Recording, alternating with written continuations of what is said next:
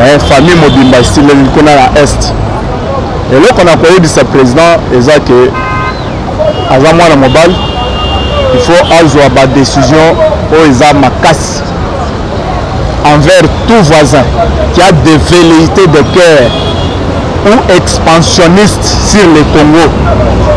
Azoué ba mesures dures et graves, des mesures draconiennes, sans pitié, telles que l'Ouganda, telles que le Rwanda.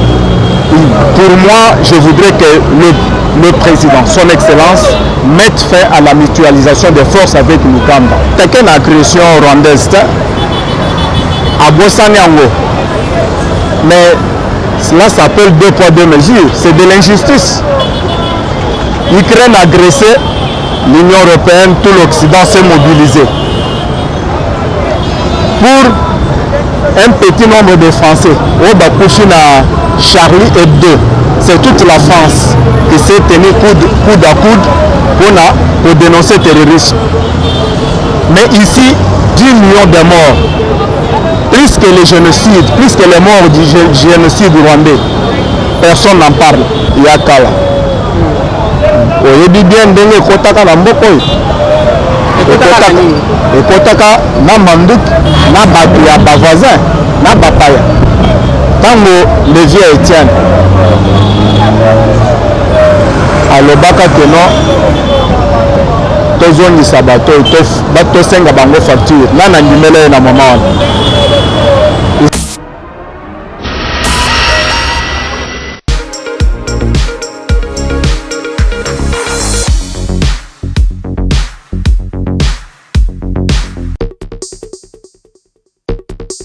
Bonjour, bonsoir, on a bande nyonso bazwi libakwa kolanda biso na journal lelo na chaîne na biso Musakoli Shako TV eza chaîne oyo ememela bino basango na tanyo so oyo tokutanaka nango tozalaki lelo na mwana mboka to papa Jean to solola mwa muke na mai nyonso elekaki.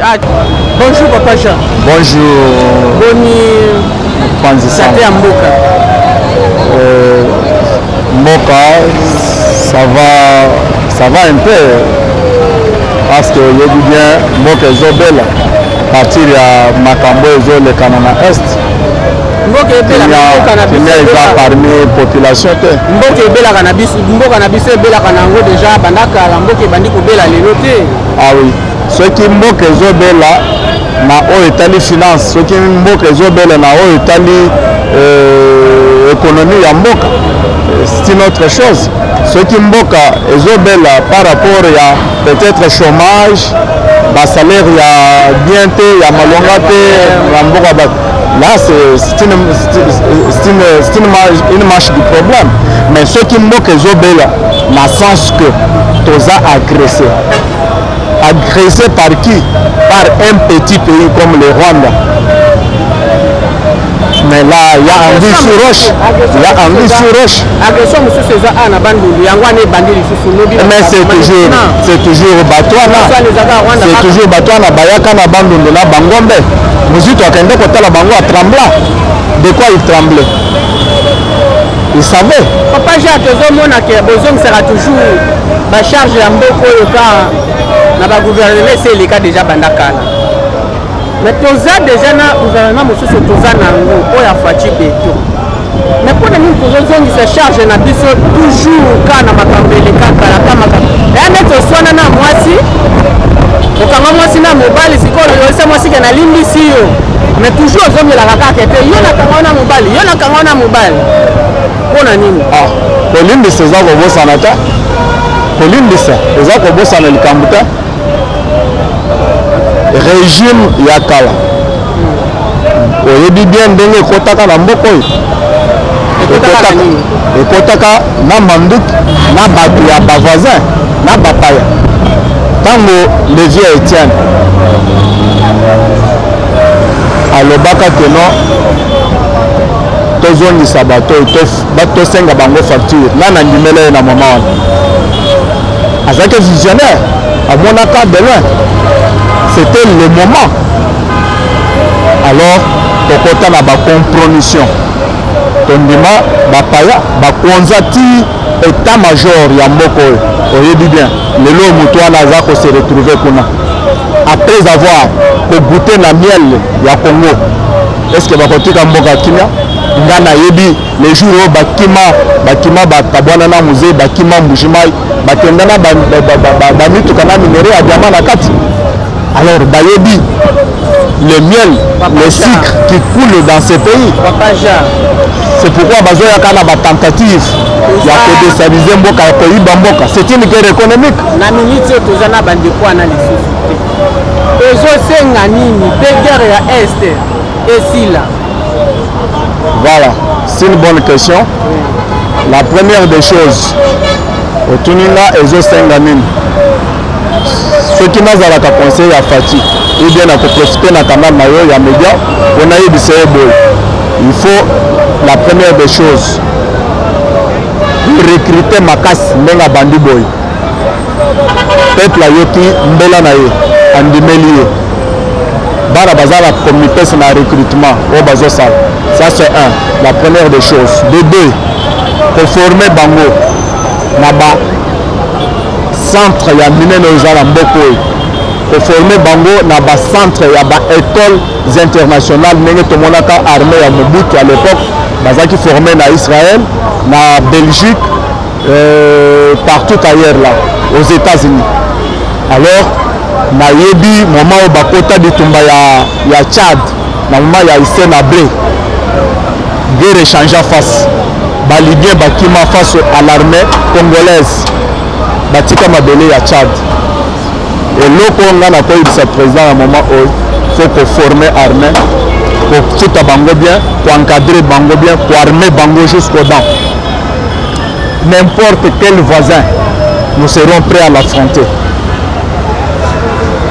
Le président Outobenga Emmanuel Macron a bengi to moni basolaki moi tamu keme mataba mituna o journaliste français ninga bala ko tuna bango. Parce qu'il n'y a pas de... Je faisais allusion au propos de Le Drian. Lui, il est officiel français. Oui. Le compromis à l'africaine, c'est Le Drian, ce n'est pas la journaliste. C'est exact. Mais cette formule, Président, on sait d'où elle est sortie et on sait le contexte électoral. Non, mais on sait le contexte électoral. Et il n'y avait pas de caractère de mépris dans la formule de Jean-Yves Le Drian. Nairobi, d'ailleurs, grâce à toi, on a pu expliquer. Et la France a beaucoup œuvré, vous le savez ô combien, pour qu'il y ait alors une alternance, qui n'aurait pas été à ce moment-là un mécanisme spontané. Je ferme cette parenthèse, mais je voulais...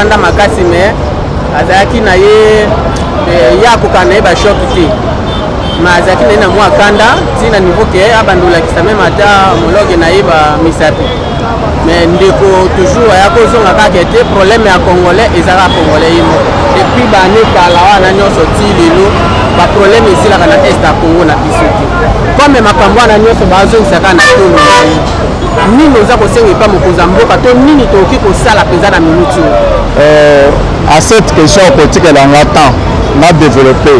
Ça va développer en gros aux liboso ya kanda ya président la biso c'est suite au blabla ya ba français. Macron a yekana le même discours dit déjà entendu.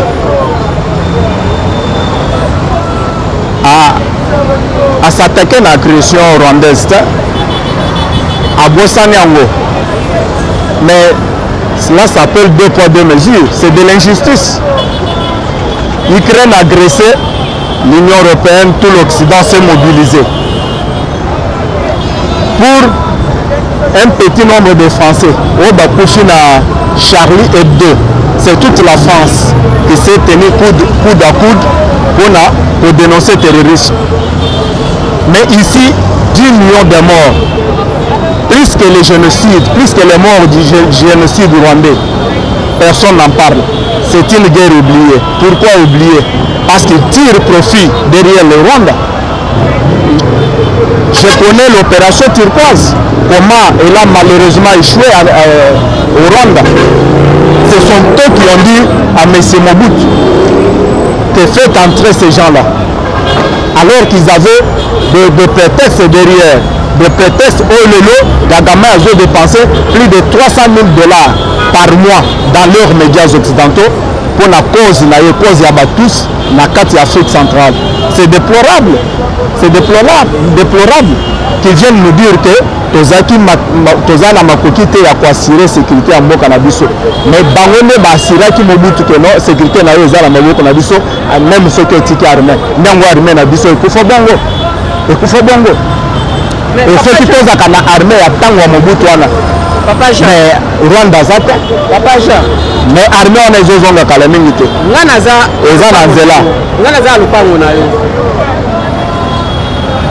Na ye na ebisi oke. Tala awa nafani na bato nona kati ya lupango ame bazolinga to bongisa wese oyo te. Olobi ko problème ya ndako oyo ya lupango deja na ebisi deja banakala eza na maboko na oyo moko. Ndeti yo papa ya lupango tokolo lupango oki kosala nini?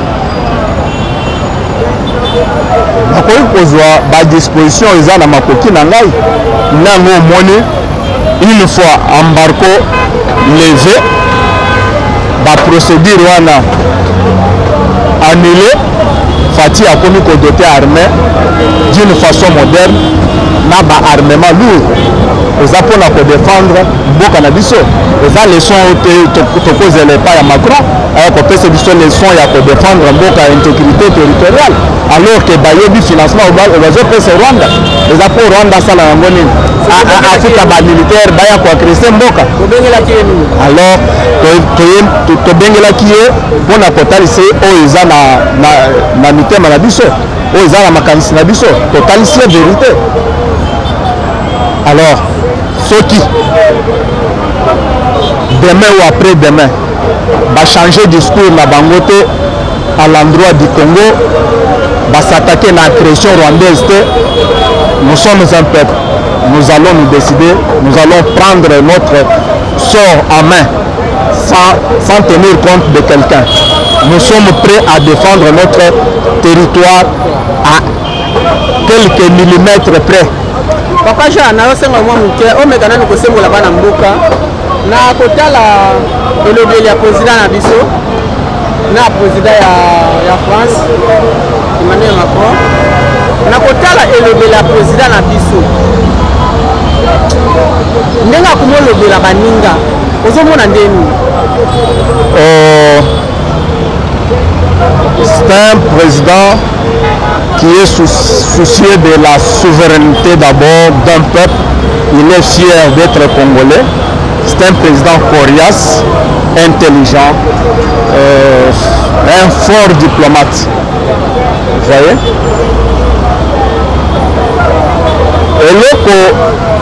Et le Congo a subir lelo. Ils ont matambo de subir pendant au moins 30 ans. Une fois qu'il a accédé au pouvoir, il est au parfum de tout ça, de tout ce qui a été comploté comme pour le Congo ou contre le Congo. Alors, ceux qui ont Zoloba, c'est en connaissance de cause, ceux qui ont Zoloba, Aïdi en face de qui il parle. Alors, par hasard, ils n'ont pas battu ceux qui ont tenir discours. Ceux qui ont tali à l'objet, tu connais un moment où les sols prennent sa revanche sur le sous-sol. C'est parce que les minéraux sont exploités jusque-là depuis l'indépendance jusqu'ici et profiter de l'Ambokate et profiter des Occidentaux et Tonga inverse et Tonga Boye. L'Iranium en a dit ça et c'est sa deuxième guerre mondiale. Aucune récompense jusque-là dans les Occidentaux. Il y a que Rwanda a passé militaire. Ils sont au fait militaire, des exploits reconnus mondialement. Tobunda 14-18, Tobunda 40-45. Bien heureusement, on a des Mayenge, Tabora, Éthiopie, Tokendati Asie, Tobunda Afrique, Tokota Europe, Tokendati Asie. Les Français, Babenga, Brazzaville, capitale de la France libre, non? d'école à traverser quand ndenge a traversé à Kinshasa boy d'école à traverser na mboko on a kosenga ba troupe tokenda ko bunda pour Paris ezala Paris pour France ezala libre mais ceux qui le know bazo à servir biso à travers un petit pays comme le Rwanda qui n'a aucune ressource pour faire la guerre coûte plus cher que les minéraux alors eza lokola ba créer marché na bango pour tosomba ka bango minduki bango ba ligne directrice na bango quant à l'Afrique ce n'est pas seulement le Congo quant à l'Afrique va changer ligne na bango ya politique internationale. Oui, merci Papa Ja. Ndeko nyonso bazuli bakukuna kolanda na chaîne na biso ya Musakolisha ko TV. Bazozwa déjà bien na bango mais eloko nini oki koloba epa ya tata mokonzi wa ekolo Félix Tshisekedi Tshilombo oyo oki kopesa motema pasi te topesa bavoisin nyonso mokongo eloko moko oki koyebisa ye na mikro na biso liboso ya kamera na biso oyo oki kopesa ye motema pasi mpe apesa bavoisin nyonso mokongo tobosana meme ata bakikamarade nyonso toza na bango eza motema pasi ke te na minute oyo ekoya eya meme ata biso bacameraman bajournaliste nde toza boye totambola akake oyo arme yango oyo ata yo mpe ndenge oza boye arme yango oyo rwanda ye oyo tumba ye moto ezana nikoyesa président liboso ya kamera na biso naza na kanda makasi po bandeko na nga bazokufa na est je connais une famille oyo esili nyonso mwana moko nde aye kobima kote na biso na famille mobimba esileli kuna na est eloko na koyebisa président eza ke aza mwana mobali il faut azwa badécision oyo eza makasi envers tout voisin qui a des velléités de cœur ou expansionnistes sur le Congo azoué ba mesures dures et graves, des mesures draconiennes sans pitié telles que l'Ouganda, telles que le Rwanda. Pour moi, je voudrais que le président, son excellence, mette fin à la mutualisation des forces avec l'Ouganda. Parce que les ADF qui sont aujourd'hui au Congo ont été chassés là-bas par l'armée ougandaise avec l'aide des Américains pour les envoyer au Congo afin de tuer des Congolais. Il doit être prudent. Mettre fin à cette mutualisation. La deuxième des choses, l'EAC. L'EAC, c'est mon... Et l'autre, son excellence, monsieur le président Fachi, c'est que Ayeba, entre les 9 voisins, avec qui coopérer, avec qui collaborer. Même sur le plan des échanges économiques entre le peuple, savoir est-ce que le peuple congolais a kokende, est-ce que nous a kokende. Pour tous mon infiltration et makas, il faut des services, il y a sécurité à la paix renforcée, tels que le service de renseignement, DGM, Basala Moussala Bango au niveau de la frontière. Pour encadrer la population à Bava et vient, ou bien des flux migratoires au niveau de la frontière. Pour vivre dans les voisins, il faut n'importe quoi dans le cannabis. Il faut sécuriser les frontières. Et puis il faut avec quel pays entre les 9 voisins coopérer. Même s'il s'agit de la ZELEC ou de EAC ou CAC, il faut qu'il y ait nini azo sala azo memamboka na ndenge nini. Oui, merci Papa Jean. Nayebi ke bandeko ebele bazwaki libaku na kolanda biso na journal lelo bazwi ya nuna bango na kotala lolenge bana mboka batondisami na kanda ebele na kotala makambo ebele ezoleka na kati ya mboka na biso na este kuna to eza bangombe te yande bato nde baza kuna yande ozomona ata bata moko moto mosusu akofa tene na nzela afingi to alobi bandeko mosusu mpe balandi kete bafinga mokongo ya mboka tokosenga na bana mboka nyonso tozala na kimia président na minute ya misue na place na ye azokosala ndenge mwana mobali nyonso asalaka. Oui, j'ai... namoni oza problème moko eloko mosusu na bosani eza que non, il faut que les gouvernements mettent des moyens dans les médias pour contrecarrer la vulgarisation de l'expansion ou de l'hégémonie Tutsi ou des raisons sécuritaires au Kagame a brandir dans le monde occidental. Par mois, je disais, Bandako dépensait $300,000 par mois. Mais Congo n'a biso ezana mbongo délai. Eza $300,000 fait des autres zanga biso. Faut bacha bambongo pour défendre cause congolaise partout. Dans le monde occidental, en Afrique, dans l'Orient, partout. Il faut défendre cause africaine, cause congolaise plutôt. Français akenda kotambola mwa muke na bandal et puis nini okikozongisa epa mwana mboka fali kupa pe azwaki mwa ata muke pe ameka nani kosignaler président français kete na est na biso eza bien te et puis alobi na profiter na ta muke oyo ke toza nayo na profiter na bimisa nyonso oyo na nango na poto muzike na biso ebetamaka lisusu te toke na este baproblème bandeko bazokufa me kotala bana mboka mosusu bazolobaka ete fale asali mabe ifale pa akutana na président ni ifale pa asala biloko nyonso esalami epui bomonaki lisusu nde batumbaki lisusu na ndako ya fali biloko ya ndenge wana te makambo ya kotumba ndako nayebi les tenants et les aboutissants te mais sinon namonaki fali na président français na Paris c'est que besoin d'entretenir de bonnes relations.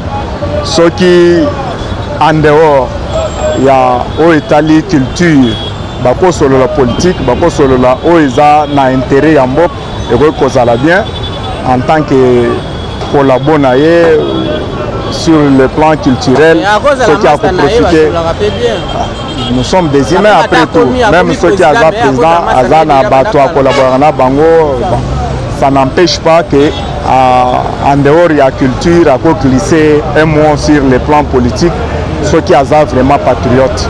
Et donc on a ressenti que non, à toute occasion qu'il aura, à côté de Kolobelambok, salut Fali Poupa, salut tout le monde. Ça va, merci. Merci.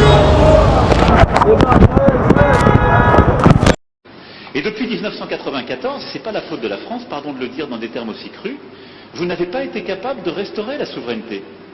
Ni militaire, ni sécuritaire, ni administratif de votre pays. C'est aussi une réalité. Il ne faut pas chercher des coupables à l'extérieur de cette affaire.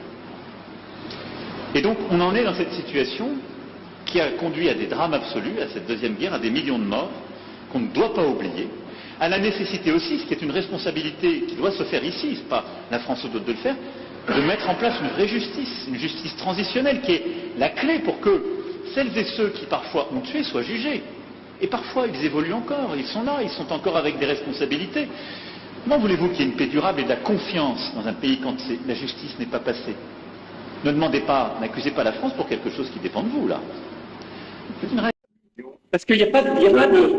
Je faisais allusion au propos de Le Drian. Lui, il est officiel français. Oui. Le compromis à l'africaine, c'est Le Drian, c'est pas la journaliste. C'est exact, mais c'est compromis.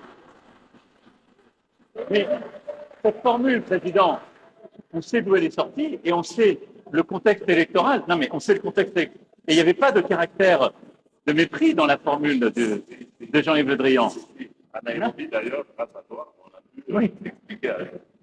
Et la France a beaucoup œuvré, vous le savez ô combien, pour qu'il y ait alors une alternance, qui n'aurait pas été à ce moment-là un mécanisme spontané. Je ferme cette parenthèse, mais je voulais